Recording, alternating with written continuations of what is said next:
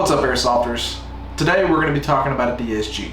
As you've probably already figured out, we're going to be talking about the Scorpion EVO. This particular rifle is by ASG. It is ASG's flagship weapon. It has the functioning bolt catch right here, if I can figure out where it's at, along with that right there. See if you can see this. The front handguard and the whole weapon is all one-piece polymer. It's the same type of polymer as the real steel firearm. The trigger is four position. Let me get this where you guys can see it. 1, 2, 3, and as you can tell, it's ambidextrous. So you got a safe, you have semi, you have 3-round burst, and you have full auto. Now, I've put the Leviathan MOSFET in here. It's a new trigger unit. It's kind of like the Gate Titan, but it's for this little weapon here. And it allows me to adjust the selectors. So I have safe, semi, 2-round burst, and full auto. Now, there are a couple of things in the video that I did not film because I didn't realize I needed to do it until after I had done all the filming. So, the first thing I did is I sanded down the back side of the barrel. The part of the barrel that goes into the hop-up. The reason I did that is because my bucking, I'm using a maple leaf for 50-degree bucking. The maple leaf bucking was sticking too far into the hop-up unit. Would not allow me to feed any BBs. Now, the downside to this is my air seal is not as superb as it could have been. I'm losing between 20 to 30 FPS. So 20 to 30 FPS variation. It's an SMG, it's not that big of a deal. We're not talking about a sniper rifle.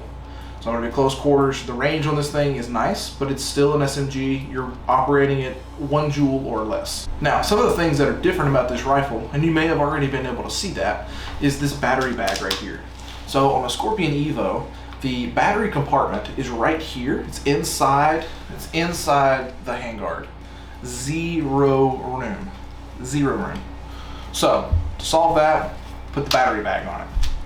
Now that is a major downside. If you don't directly mount it to this side, unlike what I've done, I had to put a zip tie.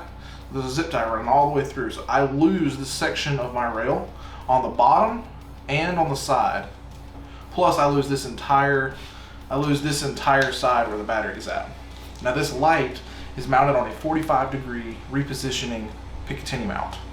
So that way I can have, if I can keep from hitting myself in the face, that way I can have the light on the same side as my battery bag, so that way I can use my pressure pad, so I can grab left-handed, so that way I can grab it and go right here with whatever I need, whether that's the laser or the light. Enough of me talking, let me show you what I've done. Okay, let me show you some of the modifications I've done to my EVO gearbox. So see how the teeth on this bevel gear, see how the teeth right here are all the way up and down, and they're not like a standard bevel gear with these little catches for your anti-reversal latch. A standard anti-reversal latch will not work with these teeth. You have to modify the anti-reversal latch to use these Siege Tech gears. Which isn't necessarily a problem, it's just annoying. Okay, so you see right here, this was flat. I took my grinder or a Dremel or whatever, and I just kind of cut it out just a little bit. You can see how it's got that little dip to it right here. Whereas a standard anti-reversal latch is just straight across. It just goes straight across from there to there, just straight across. There's another modification that you're gonna have to do, and it's actually in the instruction manual to fit your anti-reversal latch.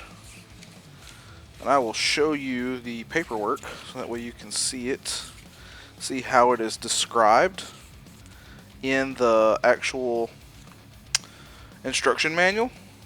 They tell you how to bend it and everything. It's actually another modification, another bend you need to make on your gearbox, and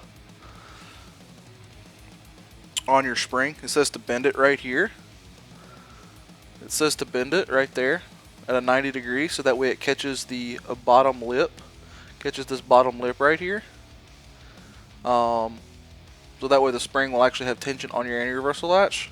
Well, you have to bend it twice with the Siege Tech gears because the wall is not close enough to be able to push the spring into your anti-reversal latch. There's a lot of teeth missing, so I basically left 6 teeth on here, so that way there's as little to catch and cause it to strip this piston out as possible. And here's a side-by-side comparison of the teeth, and yeah.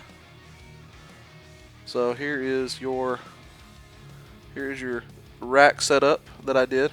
I also modified this piston to where it would be just a little bit lighter, because when you're doing a high-speed build like this, every little bit of weight matters. And I was gonna do these sides right here, but I decided against it just because the strength of this section right here for the rack, I wanted that to be as strong as possible, but I got rid of as much weight on top as I could. As far as the modifications to the actual gearbox shell, the only thing I did was this screw right here. Another really important thing about building DSG builds